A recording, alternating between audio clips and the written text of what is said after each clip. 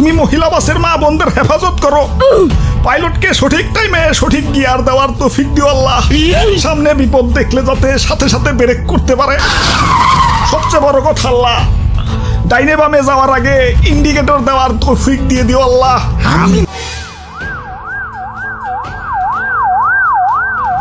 আরে আরে অ্যাম্বুলেন্স কোনো দুর্ঘটনা ঘটছে নাকি? বাস তো দেখা যায় ঠিকই আছে।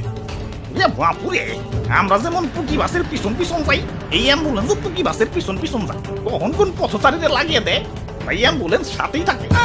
কারণ কখন তো যায় না, পাইলট তো মহিলা। কাম সার ছেড়ে এমনি বাড়ির মহিলা নিয়ে টেনশনে থাকা লাগে। একা একা চলাফেরা করলে না জানি কি হয়ে যায়। এখন এমন বাস চালু হয়েছে, টেনশন তো ডাবল হয়ে গেল। হবাই কখন তো যায় না, পাইলট তো মহিলা।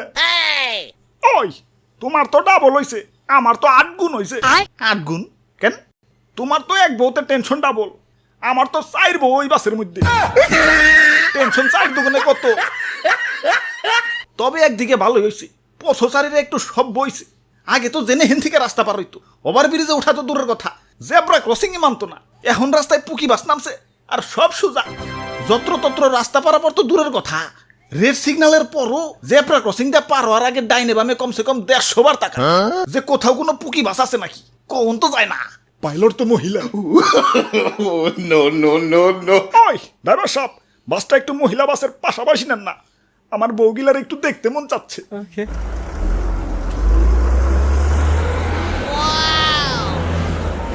আরে বাসে ওটা কি চলবার লাগছে? স্টার চলছে। আরে আরে ড্রাইভার কো? আস্তাগফিরুল্লাহ হাওলা ওয়ালা কুওয়াতা ইল্লা বিল্লাহ। আরে ড্রাইভার সাহেব কো?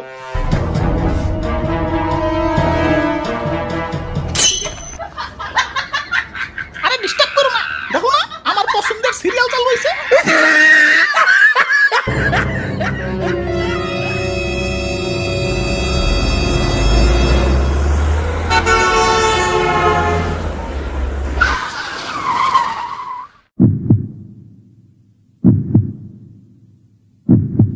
হাই হাই রে, আল্লাহ বাঁচাইছে।